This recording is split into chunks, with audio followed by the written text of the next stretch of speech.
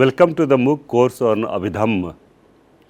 Today we are going to discuss Bodhipakkhya Dhamma with a special reference to Noble Eightfold Path.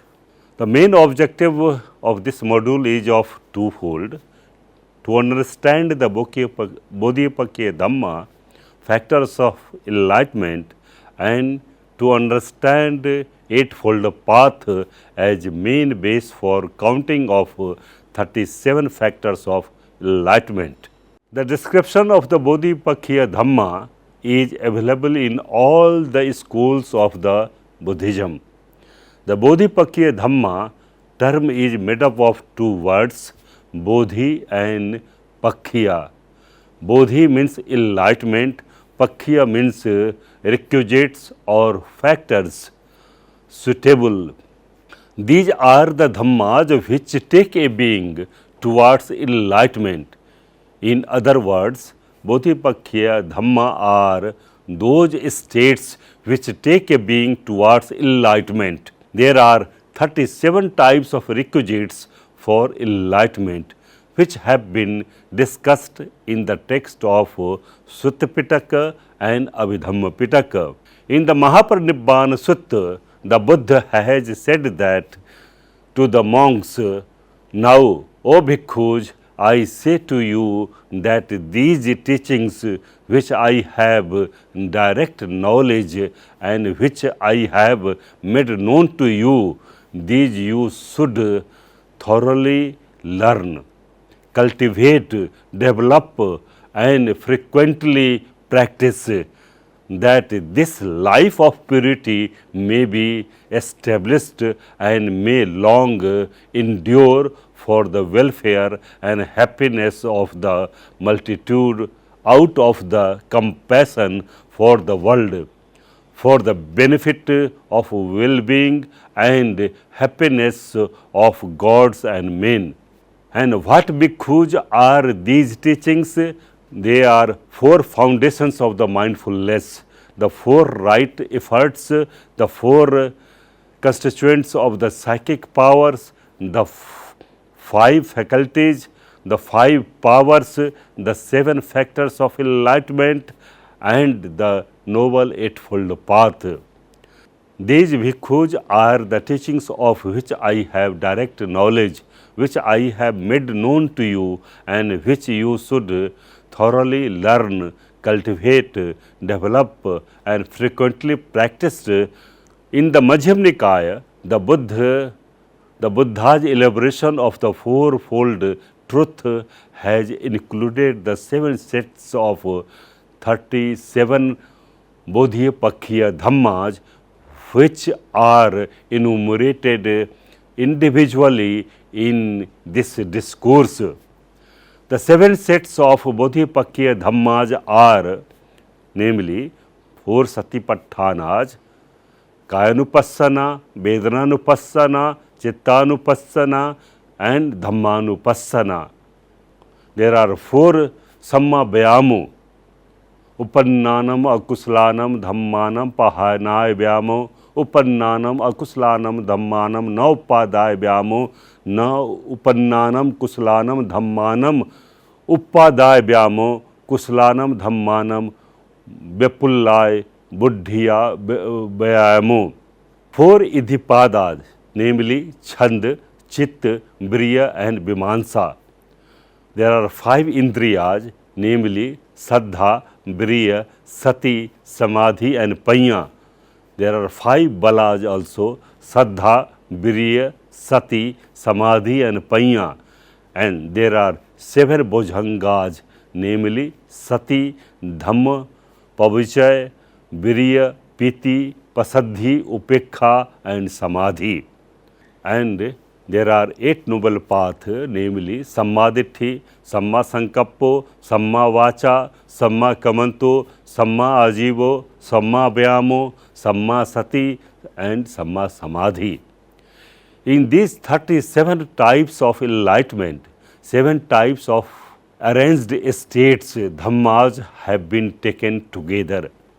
Because of these 7 types of arranged dhammas, the Buddha has also said it as 7 types of Bodhipakkhiya Dhamma. Upajjhayan Sutta of the Anguttara Nikaya.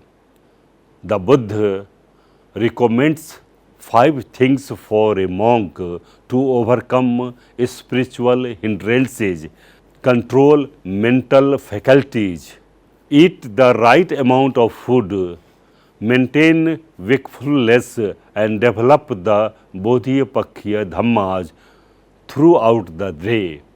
In the Khuddaka Nikaya, the Bodhipakkhiya Dhamma has been described in Itivuttaka, Theragatha, and Nityapakarana.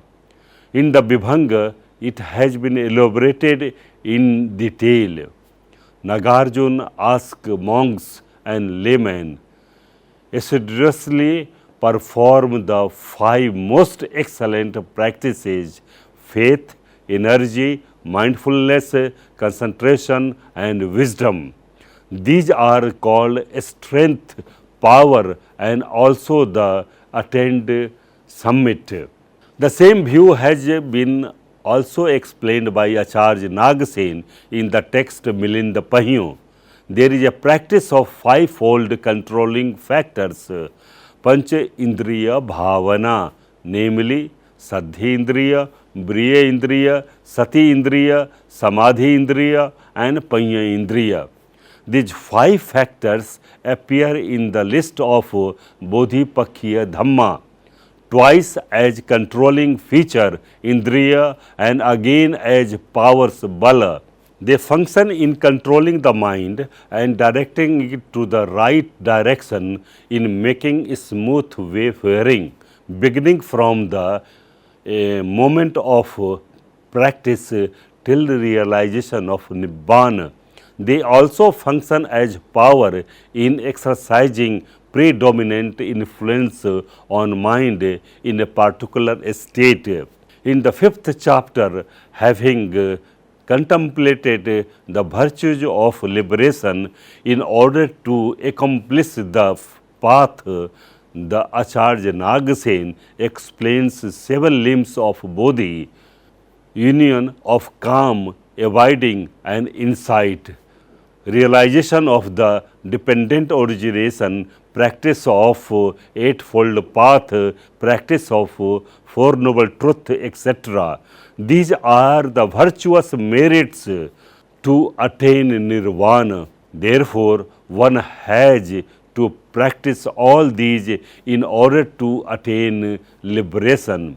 Due to lack of wisdom that gives the perfect knowledge of particularity and generality of dharmas, concentration does not arise, because wisdom eliminates the doubt in the objective knowledge and helps to concentrate the mind on the object. Again, due to the lack of concentration, complete and perfect wisdom does not arise. Wisdom arises only when the mind is in a state of concentration. Therefore, the union of calm abiding, samatha, and a special insight, vipassana, is necessary. Acharya Nagarjuna says in the text Suhir Lekh that through morally wisdom and concentration gain the peaceful, subdued, and untainted state of nirvana, which is ageless, deathless, inexhaustible, and devoid of earth, water, fire, air, sun, and moon. Further, he says that these 7 limbs of enlightenment, mindfulness, discrimination of the things, energy, joy, tranquility, concentration, and equanimity, are accumulation of virtue, which is the cause of obtaining nirvana.